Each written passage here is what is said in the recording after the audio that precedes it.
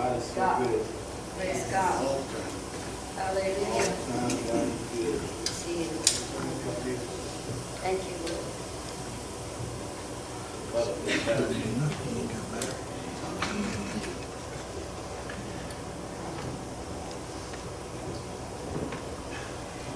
Well, I have to say, when I started praying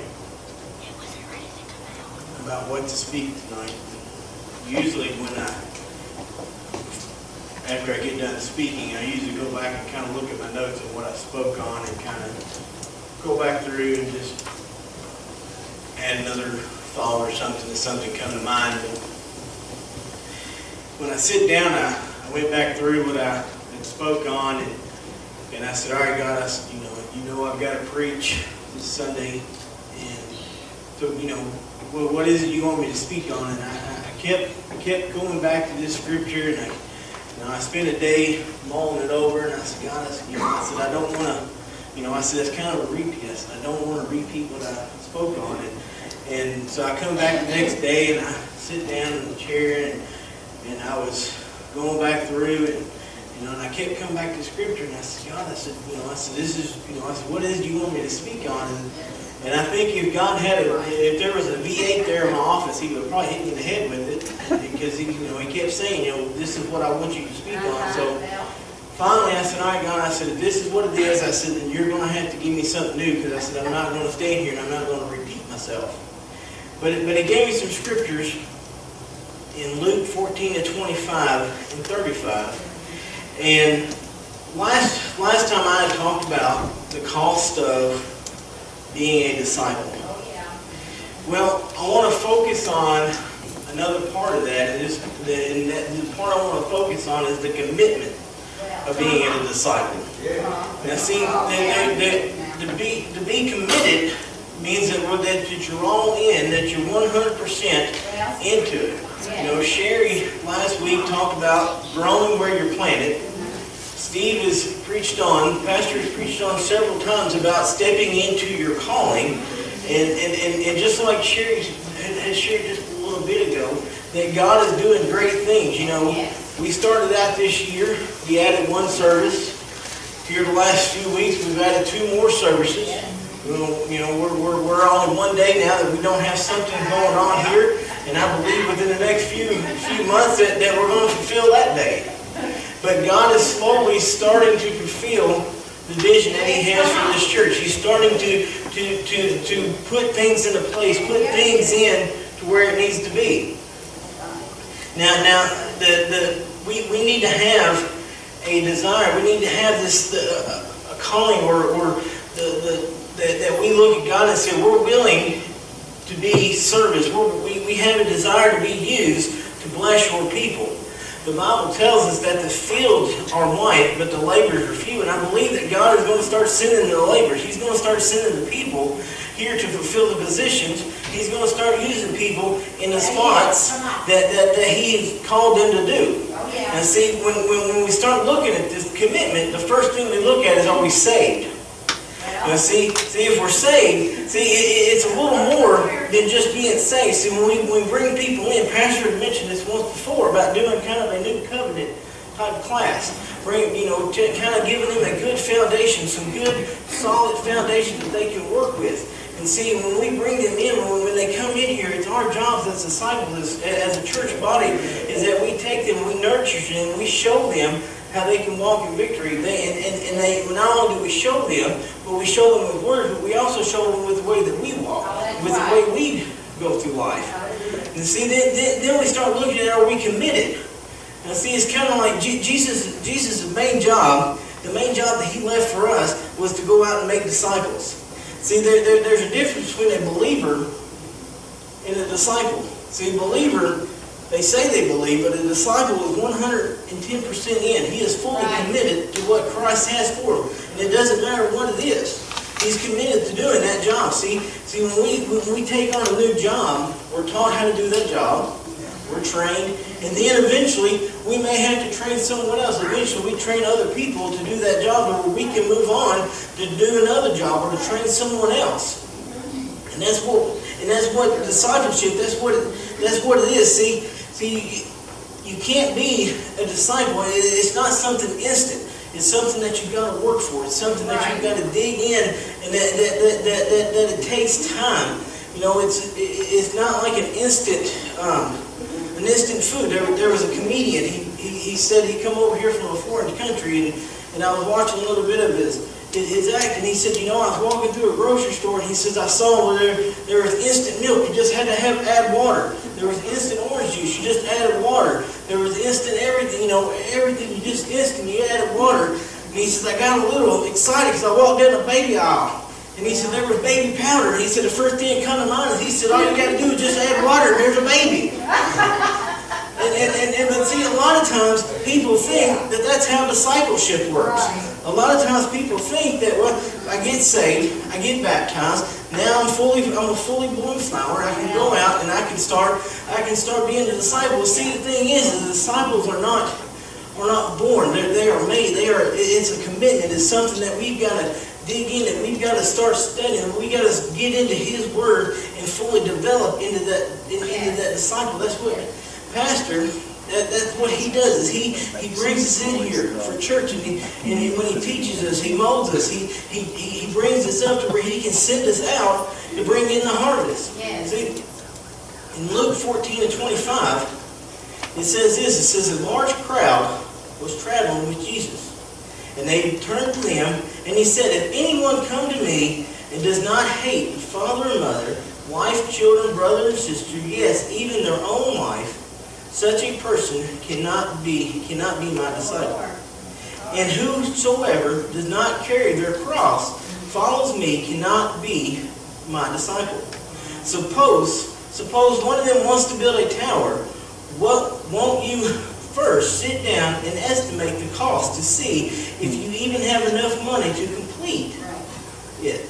For if you lay down the foundation and aren't able to finish it, everyone will see it and will ridicule you and say, this person began to build and wasn't able to finish. Or suppose a king was about to go to war against another king, and he wasn't first sit down to consider whether or not he was able with 10,000 men to oppose the oncoming against him with 20,000. If he is not able, he will send a diligent while the others are still a long way off, and will ask them for terms of peace. In the same way, those of you who do not give up everything, you cannot be my disciple. Salt is good, but if it loses its saltness, how can it be made salty again? It is fit neither for the soil nor the mature pile.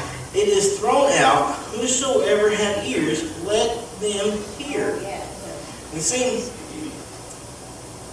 you talk about commitment. And there was this hen and hog. They were in this barnyard together. And they heard that there was a local church. They were wanting to do something big. They wanted to do something to give back to the community. And there was a need. There was a need for, there was a hunger. So this hen and hog, they were sitting there in this barnyard. They were talking back and forth, trying to figure out what to do. And finally, the hen coming down one day, he goes, I got it. Now, hog said, what is it? He goes, we're going to feed them. Now, hog said, okay. He said, I'm in. He said, what are we going to do? He said, we're going to feed them breakfast. He said, we're going to do bacon and eggs. And that hog stopped, and he goes, wait a minute. And then the hog realized the commitment that he was having to make.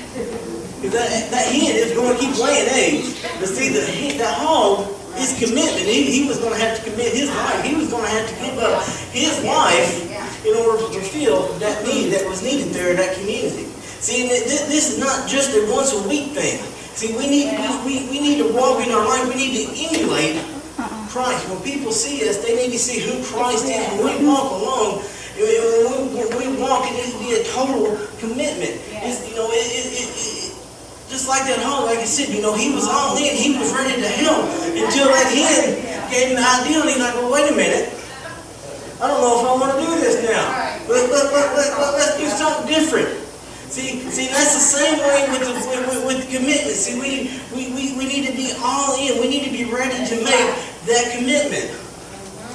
We need to be ready to make the full commitment, whatever it is that Christ needs. See, people choose Jesus on different levels, of intimacy levels. See, and it's kind of like a set of circles. They have a common center. See, the first set, you have the crowd, the mob of the followers that knew Jesus, and Jesus knew that they were going to be soon, they were going to be gone. And see, that's the way the day's people, that's the way they are. Who express interest in Jesus, they represent that crowd. They seldom ever worship with other believers. It's kind of like you look at the main church functions. You know, you have VBS, you have Easter, Christmas program. And usually those are the ones that would pack the kind of big pieces of the people out. But when they go out, when they go out, or when these crowds come in, they just show up for that one time, and then they're gone. They don't come back. They don't come back for the next service. They just come to that one service. They come for that one time. And the question is where are they at today? What are they doing right now? One of the they show up for that one day. What about the other 26 services, 26 weeks a year? Where are they at for those? See, but then there's another crowd, and it takes a deeper level. It's a little bit deeper commitment. See, these people attend church on a regular basis, but I heard someone once say that a congregation, the word kind of comes from congregate. See, and when they come to church, they go to church, they attend church with other people or for other people.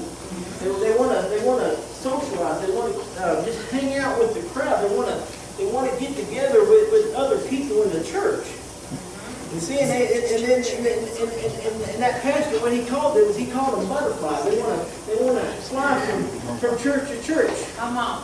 And they want to fly from different services. I guess I lost the line. I guess that's why she was close.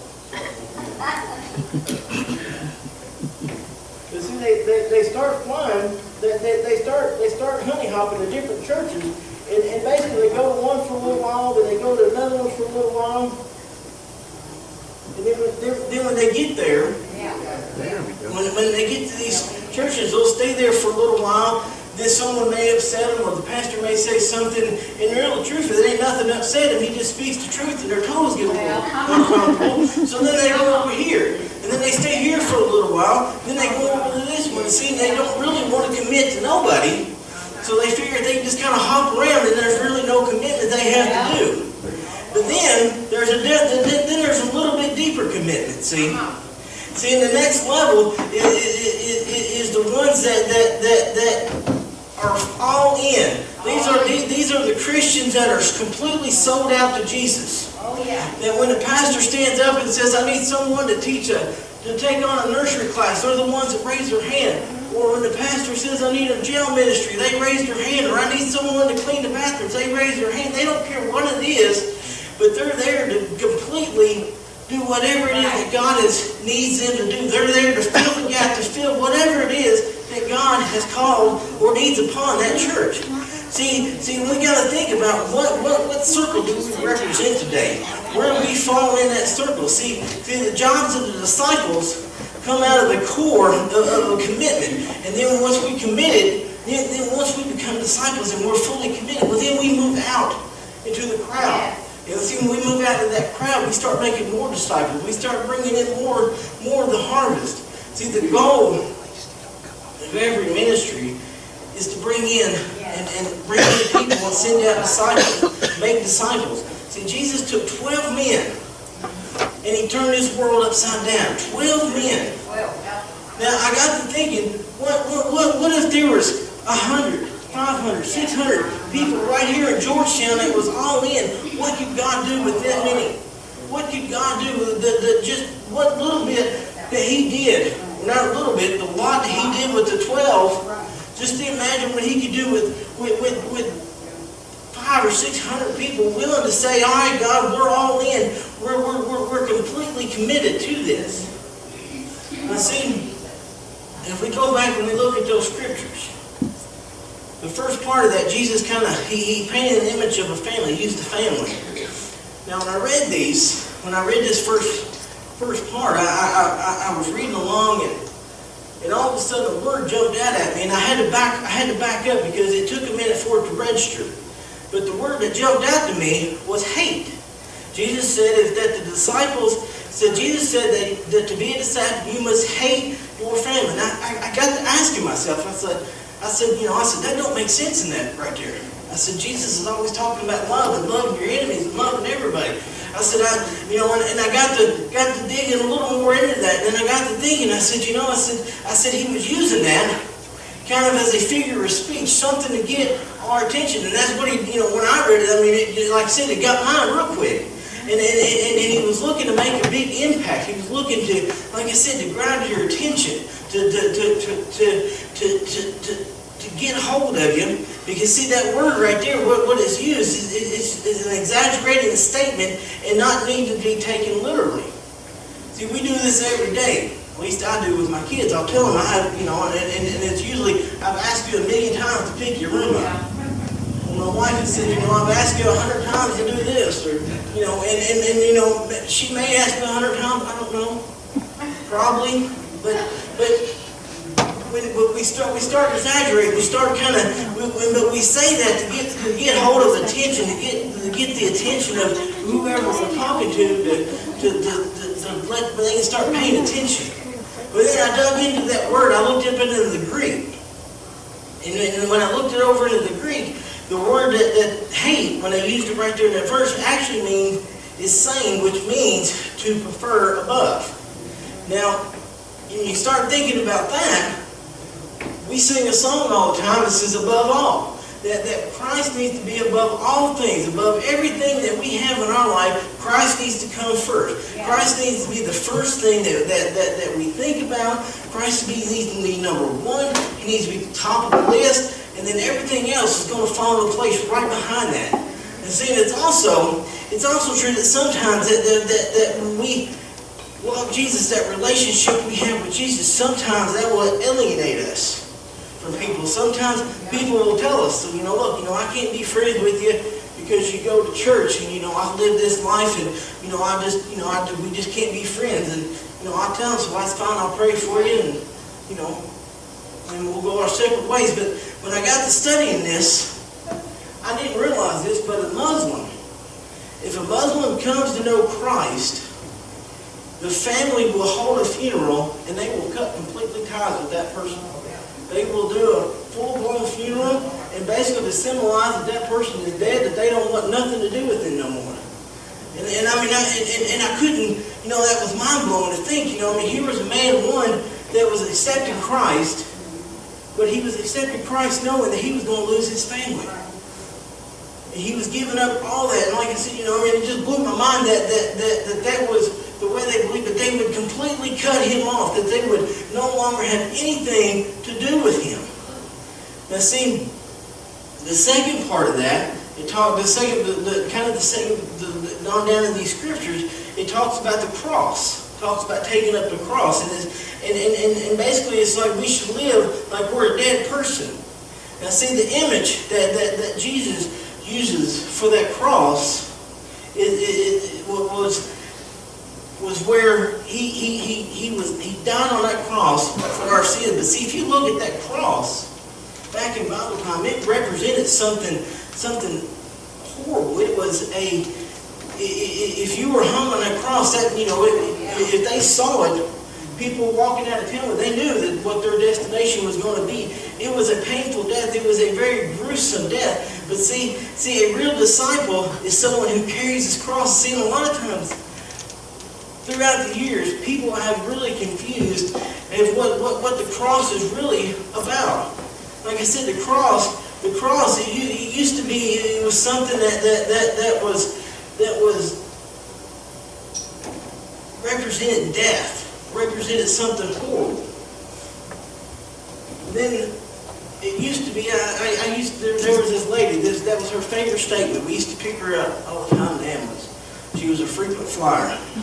That's what I call her. I think she logged enough miles to get a few free trips. But she called us one morning, and she always called me. She called me Preacher Man. And I walked in and I called her by name, and she yelled out, "Oh, Preacher Man!" And I walked back there and I said, what's going on this morning? She goes, well, I think I need to go to the hospital. She goes, I've got an ingrown toe, and she says, I think I need the doctor to look at it. It was 3 o'clock in the morning. I said, well, if you want to go, I said, we'll take you. She goes, yeah. She goes, this is just my cross I have to bear. She said, and I used to giggle because, like I said, I mean, every problem she had, that was her, well, this is my cross I got to bear. But see, that's the thing, that is not the cross that we have to bear. See, the cross, see, the image that has lost its horror. It's lost what it meant. It used to, like I said, the cross used to be death. And we begin to, they started selling little figurines and the crosses people wear in their day. But I got to thinking, what if they started selling little electric chairs as a necklace, or even like a little syringe that had like the lethal injection? What if they sold that? You wouldn't see people walking up and saying, "Oh, I love that electric chair necklace."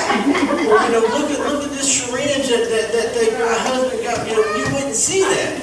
You wouldn't see that sort of thing. See, the cross has become something that is just a piece of jewelry to a lot of people. They have forgot what it means. See, in Jesus' time, like I said, that meant that someone was going to be executed, that someone was going to die, that someone, when they saw him coming out of town, that someone was not coming back.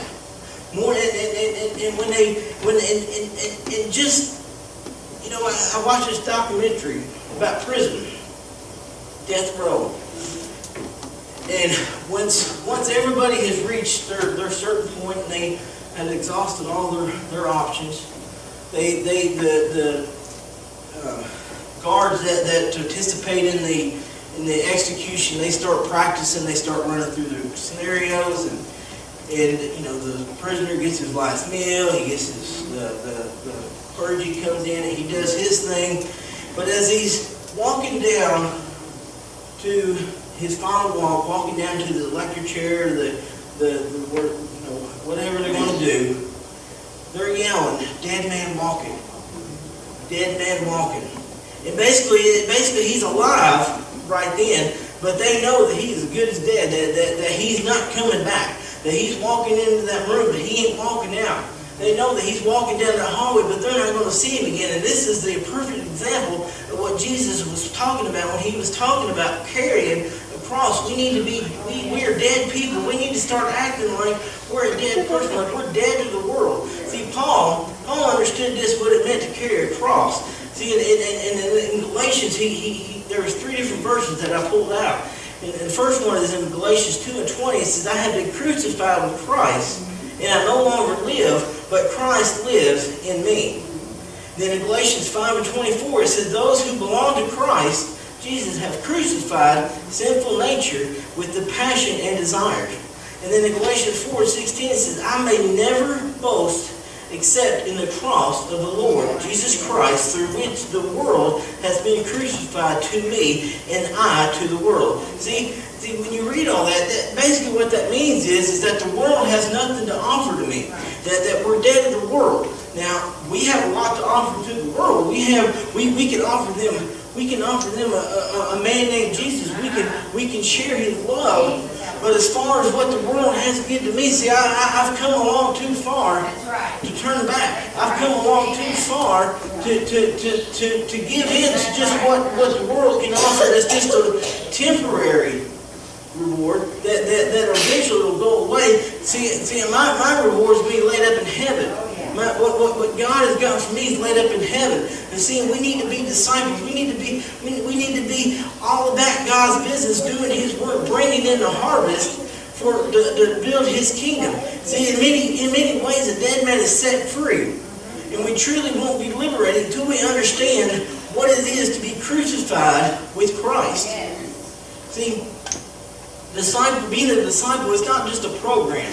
It's not just something, a 10-step program, or, go read this book, 10-chapter book, and take a test and you're a disciple, go out and bring in people. See, it's a lifestyle change. It starts on the inside. So you can take a car. If that car doesn't have a motor, you can put a paint job on it, clean the inside up, put a set of nice wheels on it, but you still got a car that doesn't have a motor. It doesn't do anything. See, that's the same thing with us. See, if we don't start on the inside and start changing the inside, just like that car's got to have that motor. That's the heart of that car. That's what makes that car go. And see, when we start on the inside, that's where the changes start. And seeing that commitment, when we start making that commitment, that's a lifelong relationship. It's a lifelong commitment. See, a lot of times that scares people. Because they start thinking a lifelong relationship, a lifelong commitment. That's a long time to think about. But when you start thinking about it, what's the alternative? What is the alternative that you have there? Now, the next thing it talked about, it considered the value of a good finish. Now, I just recently, I built a deck. Thank God for Lowe's. Lowe's is amazing. My wife probably doesn't like it. Lowe's is amazing. I went in there, I got to brag on these guys. I went in there and I told them, I said, I want this dimension of a deck, this big, this broad, this tall. I said, I don't want to have to come back here for nothing. They brought screws, they brought brackets, they brought everything. I didn't have to go back for nothing. I had 3 extra boards left, and that was because I asked him to put some extra stuff in there for me. But he had everything measured right down to the very, very last board, which was absolutely perfect. But see when Jesus right here, he was talking about the image of a man who was planning to build a tower. And before he began construction, he started counting the cost to see if it was enough if he had enough resources to finish. See, when I started planning this deck, I'm a planner. I love planning. And so I sit down, I started watching videos, I started researching. I even talked to Grover, and he had me doing math with the alphabet in it. I told him I should have paid a lot better attention in school. But I got through it. Praise God. But see, when we start making sure that we got enough to finish the job that we had started, what God has called us to do. See, it is now, and this is the cost of discipleship. Before we embark on a Christian life, we must stop and ask ourselves, do we have enough to finish this? And the answer is no, we don't. We don't have enough to do it. But see, here's the amazing thing is that God has provided all that we need. Just like I went to Lowe's and I told them what I needed, and they provided everything that I needed, loaded up in my truck, and I took it home, and everything that I needed was right there. And see, God has done the same thing. He's provided all that we need to finish this race, to build. See, God is the ultimate builder. He's the one who has built this finish, the job, and He's called it salvation. See, in Philippians, Paul said this. He said, being confident of this, that he who begins a good work in you will carry it on in completion. See, Jesus is talking about a total commitment. And it's better when you start thinking about the total commitment is you think about not actually what it costs, but the value. See, when we started pricing fire trucks, if you ever priced a fire truck, we looked at a ladder truck, it was a little over $1 million. But when we started pricing the new fire truck, we were riding an older truck, and it would go down all the time. It went down on it a couple times. We were inside a house fire. We finally, when we started pricing and started putting one together, the way we kind of put it out to the councilmen was, don't look at the cost, but this is what it's going to save you. This is what it's going to save you, because if we continue with this is what it's going to cost you in the long run. And we were able to sell it that way instead of then looking at the total cost. See, and sometimes we got to do that. We got to look at not necessarily what it costs, but what it's worth. What it's worth to us, and seeing that relationship with Christ. What is it worth to us? What is it? Don't look at maybe what you're giving up. Because if you look at that, you might say, man, a lot of stuff. But see, if you don't look at that, look at what you're gaining. Look at what God is doing for us. See, the older I get, I realize that you can't coast through this Christian life. See, I talked about this last time. You can't be stagnant. You can't stand still. So you got to keep moving forward. See, I was blessed enough to be able to retire from the fire department. And seeing this Christian walk, this path that God is bringing me down. So there's no retirement plan.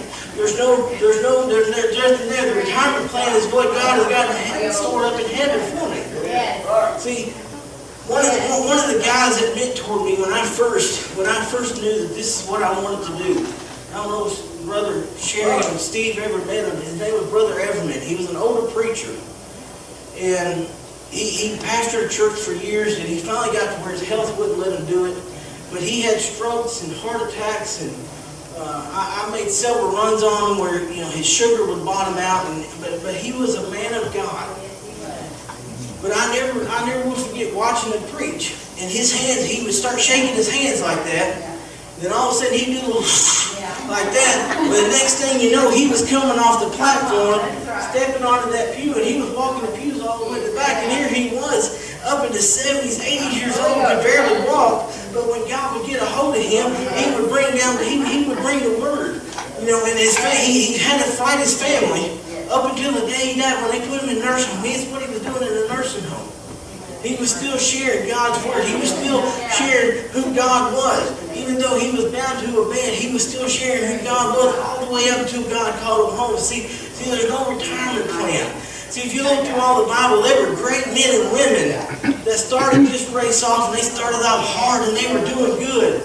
But they didn't finish so well. If you look at Noah, God saved Noah's family.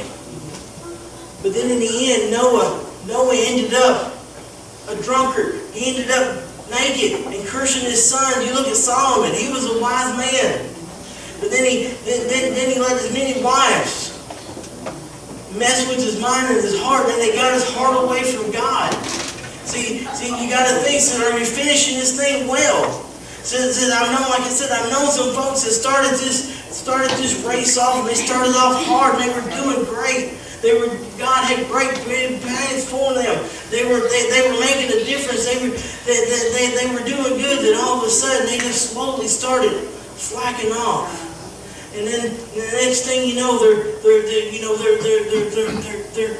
not doing anything or very little, and they, I guess, don't make it to heaven. I don't know their heart. But I guarantee that they won't have the reward that they would have had if they would have kept on the path they were keeping on. But see, here's the good news, is that we're not done with this race yet. We're not done with it yet. So it doesn't matter what we did yesterday or the day before or in our past. See, we can still finish this race, and we can finish it strong. See, we can either lay down on the track, and we can barely drag ourselves across the finish line, or we can finish this race with God's help and His strength, and we can sprint across that finish line. See, it doesn't matter how well you start, but it's how you finish this race. See, and I want to finish this race strong. I want to. When I'm standing before God, I want Him to look at me and say, "You done good, fat boy. Come on." I can't run, but I'll hobble. I'm going to hobble as fast as I can. But see, we need to finish this race strong. See, now you go on down to those verses. Jesus starts talking about two kings. Now see, we can kind of put ourselves. We can be one of the kings, and God can be one of the other kings, and I'll let you figure out who's who. But I'll let you in. Well, see, we can't beat God. They've tried. No one's been successful. So more likely so just to let you know, we're the king that's going to lose this battle. But see, back in the Bible times, it used to be that when a king would go and approach another one and surrender, he would make himself a slave. He would make himself a slave, and that took great humility. But he knew that he had no chance of winning that war. He knew he had no chance. So he would surrender himself. See, that's the same way we need to be with God. Is that we just need to go, we need to surrender ourselves. Where God can completely use us. See, unless we can't, you can't be a disciple unless we can fully give control of our life to God. And that's hard. That is hard. There are times that through my life that I wanted to jump over in the driver's seat and say, "No, God, let's go over." But see, when we do that, that's when things start getting messed up. That's when things don't go the way they're supposed to go, and it may cost you a lot more money, it may cause you a lot more problems, and then as you get a little wiser, you realize, you know, if I would have left that alone, I would have been a lot better off. There's a lifeguard. He was at his tower watching. He noticed this man way out swimming, and he noticed he started struggling. So he goes down to the beach, and this time other people are starting to gather around, and they're yelling at this lifeguard, saying, "Hey, there's someone drowning out there." He's just standing there. The guy's going up and down, and finally the guy goes down, and just, you would think that it's his last time. Then finally the lifeguard goes out and he gets him, brings him back in. The guy's breathing. He saves his life. But the crowd's looking at the lifeguard and they're asking him, said, "You're nothing but a coward. Why did you wait for so long? You know, he could have died." Then the lifeguard simply looked at him, and he stood up and he told him, he said, "You know," he said, "this guy's a lot bigger than I am." He said, "He's 3 times my size." He said, "If I would have went out there while he's still fighting to save his life, he was going to pull both of us down." He said, "I had to wait until he knew where he couldn't save himself before I could go out there and save him."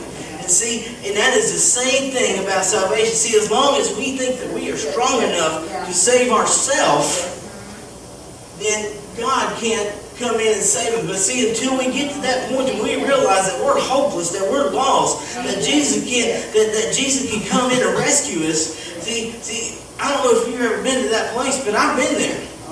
I've been to that, sitting there staring at the walls and saying, "God, you know, I've hit rock bottom. I don't think things can get worse." And then, bam, it gets worse.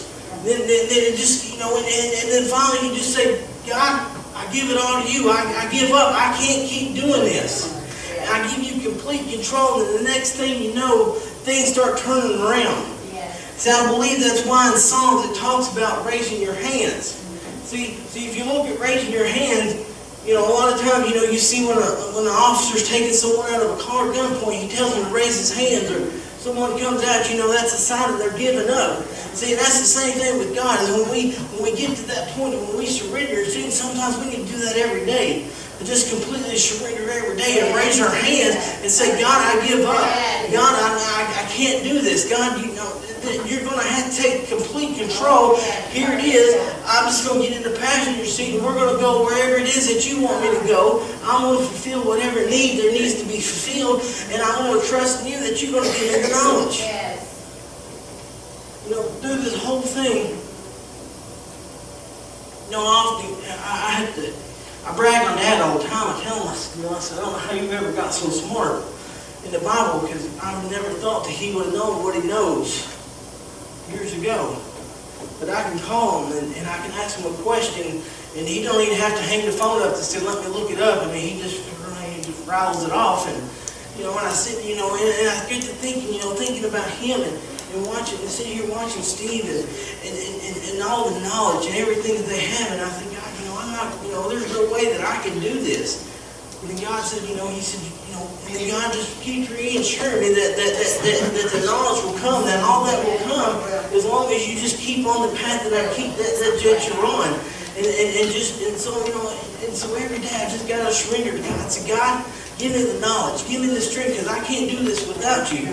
I can't do none of this without you, because if I try, I'm going to completely fail." And the last part of this, if you look, it talks about the salt. Now, I didn't realize that salt back then was used for a currency almost.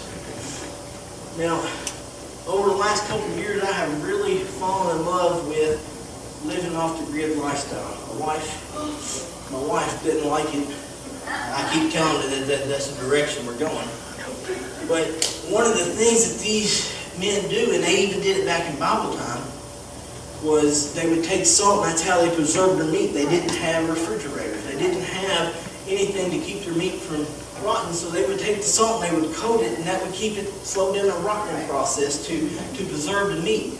And then when you got to thinking about salt, see, if you look at when the Sermon on the Mount, it says you should be the salt of the earth. But if the salt loses its saltness, how can it made salt again? See, we become the salt. And see, if we look at this nation, where this world is today, see, this nation is in a moral decay. It's falling apart left and right. I mean, just the other day we had 2 school shootings all in one day.